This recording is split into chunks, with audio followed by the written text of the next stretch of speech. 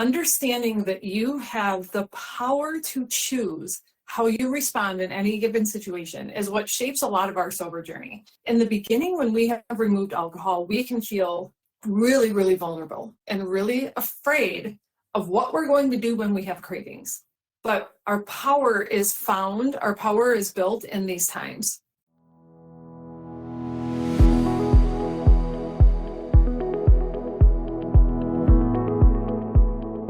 Welcome to the Shannon McCabe Show, where we break free from our drink-obsessed culture, challenge the myths around alcohol, and redefine sobriety as the empowering choice it truly is. I'm Shannon McCabe, sober coach, holistic nutritionist, and your guide to a life that feels better without booze.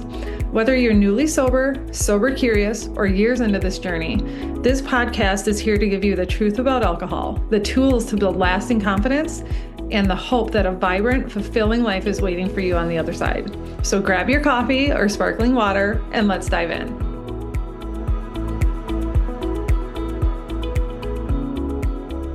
Hey you guys, okay, we are back.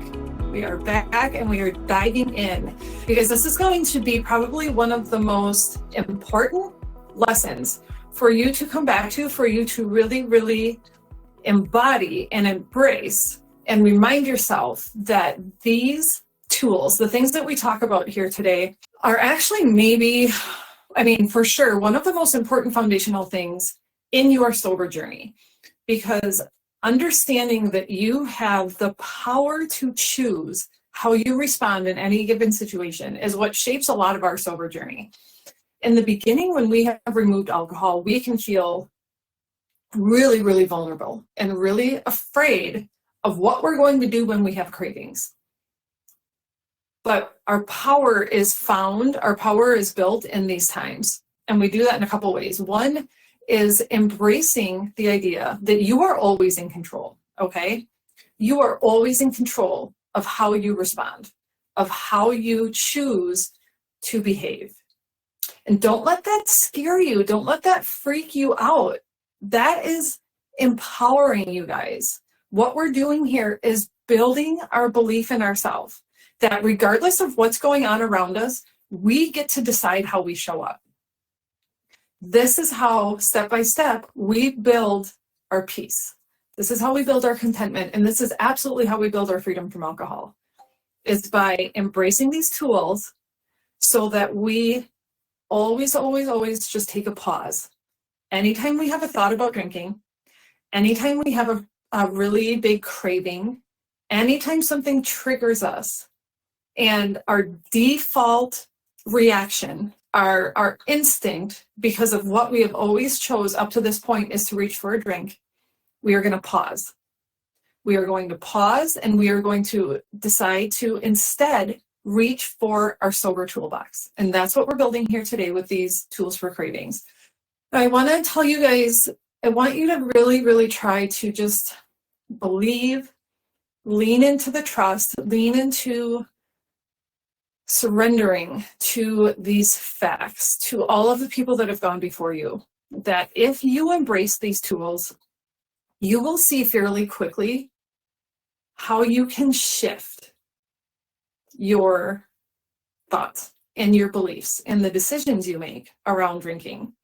In my own personal experience and all of the experiences with all of my clients up until this point, people are honestly always really, really shocked at the shift they feel in their ability to work through cravings in as little as like a week or 2 weeks, let alone 30 days. Using these tools, like embracing the idea of pausing and choosing any one of these tools or all of these tools, rather than just giving in and drinking, embracing that is going to feel like one of like the biggest leaps of faith you've maybe ever taken or really have taken in a long time. And that's okay. But it has the power to be also then a huge catapult into building your belief in yourself and building your belief in this process and seeing really tangible results really quickly. Because honestly, you guys, in as little as like 4, 5, 6 days, you're going to find it easier to work through cravings. You're going to find it easier to immediately stop the like counterproductive line of thoughts, internal dialogue, process of like, oh, I just want to drink, I need a drink, this isn't fair, blah, blah, blah. No, you're going to use these tools. You're going to stop all that. You're going to choose other behaviors to get past that craving to drink. And every time you do that, it makes the next time easier. And I promise that in a very short amount of time, you're going to feel that shift to this being easier. So I really, really encourage you to take your time thinking about them and actually maybe picturing yourself using these tools. Visualize what it will look like so you can begin to, internalize what it will feel like to use these tools in moments when you are triggered or when you're craving a drink. I also want to remind you that there is a download where I have made like a really quick reference, one slide graphic, if you will, that you can save to your phone. And I encourage you to save it. I encourage you to put it in your favorites then, or make a note, make an album that is labeled Tools for Craving. So if you really are having a moment of weakness, a moment where you need support, you can go to it so that you can start checking off these tools and finding what helps you the most in that moment, okay? That's another thing to realize, you guys, that there's a million different things, honestly, you guys, that can bring about a craving, that can trigger us to feel like we want or need a drink. You're going to find different tools work better in certain situations. And there might be some of these that just don't really seem to work for you the way they work for other people. And that's okay, you guys, because that's why really, like so much of sobriety, there's no one right answer. It is not a one-size-fits-all approach. That's why we're building what we call a sober toolbox, so that you have a lot of tools and a lot of options at your disposal. And if something doesn't work as well as you need it to in a moment, then you put it back and you try something else, okay? That's what we're doing. So really quick, I'm going to just run through these, but I encourage you guys, again, like I said, spend some time in the lesson. Read them, think about them, internalize them, and visualize yourself using them, okay? Make a plan for how you're going to pause and reach for these tools the next time you have a craving, okay? They're all so powerful. I really can't rank like which one you should start with because they're all like equally as powerful. A great reminder to start with though, you guys, is that science has actually shown that cravings really start to dissipate after about 20 minutes. So if you're a person where that tangible like timer reminder would be helpful, set a timer on your phone or on your watch. Promise yourself that you will give it 20 to 30 minutes before you decide if you're really going to take a drink. Because if you set a timer for 20 minutes and then you work through some of these tools, I can all but guarantee that when that 20 minutes is up, you're not going to want to drink anymore. Or you are at least going to see that you are better off not giving into the craving, okay? 20 to 30 minutes, cravings diminish dramatically, and you can think more clearly, okay?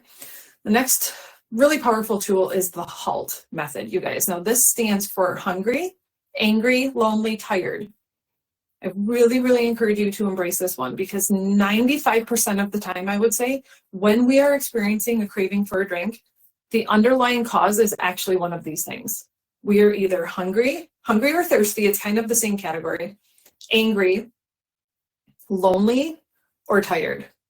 You guys, so often, we have just built up a routine of shoving down what we really need in a moment and pouring alcohol on top of it so that we can keep doing all the things, so that we can keep showing up the way that we think we should, instead of in a way that actually serves us better and then ultimately serves the people around us better, okay? This is why we also, in this program a lot, we pay attention to things like hydration and food because it makes a huge difference. Angry, it could also be other emotions in place of anger. Maybe today it's because you're sad. Maybe it's because you're overwhelmed, right? Find the underlying emotion and acknowledge it and try to address it the best that you can. Always reminding yourself that alcohol is never the answer. It's never what we actually need. It's never going to solve whatever it is you really need to solve in that moment, okay? If you're lonely, find a way to connect with someone, with anything. And if you're tired, put your feet up. Another thing you're going to hear me say a lot in this program, you guys, is that rest is not a luxury. We don't need to earn rest. We don't need to earn soothing ourselves and taking care of ourselves.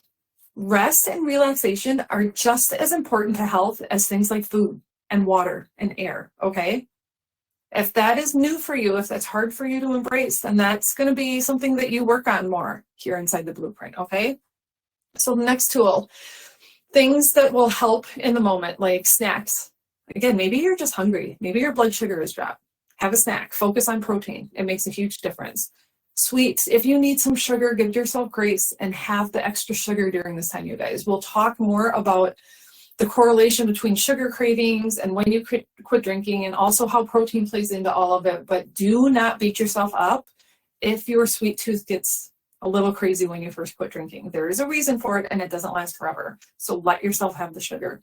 Water. Stay hydrated, you guys. So often we drink because we're simply thirsty, and alcohol actually just makes it worse because alcohol dehydrates us like almost nothing else. So snacks, sweets, water, movement, fresh air, you guys, even if it's only 5 minutes, get yourself outside. Even just step outside and take 10 deep breaths. Go for a 10-minute walk if you can. If you can swing a 30-minute walk, if you can put some yoga on YouTube, if you can go for a bike, dance with your kids. Blast the music in your kitchen and have a crazy dance party. Do anything to literally get energy moving through and out of your body. It's going to help. All right. Next one, accountability, a sober friend check-in, you guys. That is one of the huge perks of a place like this. Come to the feed. Post something. Tell people that you're having a moment of weakness and you just want to check in. Let your new sober friends rally around you. If it's not a time that's easy to do, hop on sober Instagram really quick. It can even just be putting yourself in proximity of sober information can count as like an accountability and a check-in if you need it. And then there are some more tangible tools, you guys, things that I have found really, really helpful, things that have served many of my clients well, things like breathing exercises. Box breathing is a really simple one, really powerful, easy to do anywhere. The same with EFT tapping. I've put links in there so that you guys can learn how to do these things so quick. And they really can be done anywhere, you guys. I have done EFT tapping on airplanes before when I had like a craving creep up. You can do them while you're driving. You can walk into the bathroom and take a 5-minute break from whatever gathering you're at, okay? All of these tools are accessible and are meant to be things that you can pull out and access anywhere that you need to.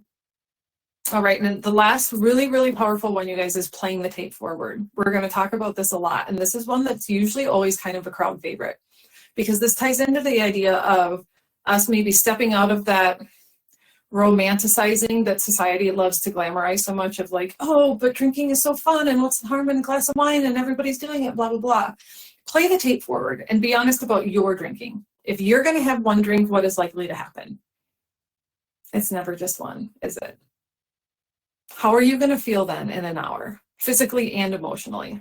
How are you going to feel at the end of the night, knowing that you broke your promise to yourself to stay sober, and knowing that rather than choosing to pull out your tools, you took the easy route and had a drink instead? And then how is that going to feel the next morning? When we play the tape forward, we are visualizing how it's going to play out if we choose to drink. Because we know what's going to happen, you guys. It's going to happen the same exact way as it's always happened. Because remember, alcohol never changes, right? Alcohol is never going to change. It's never going to go any differently than it always has for you. And that's why we're here, so that we can learn different ways of responding. And that's what these tools are going to help you do. All right, grab all the information and let me know how it lands. Ask whatever questions you need to ask, and I'll be back next time. That's it for today's episode. If this conversation resonated with you, don't forget to subscribe so you never miss a new episode. And if you're loving the show, I'd be so grateful if you'd leave a quick review. It helps others find this message and start their own journey to freedom. Until next time, keep choosing yourself, keep believing in what's possible, and remember, you are so much stronger than you think.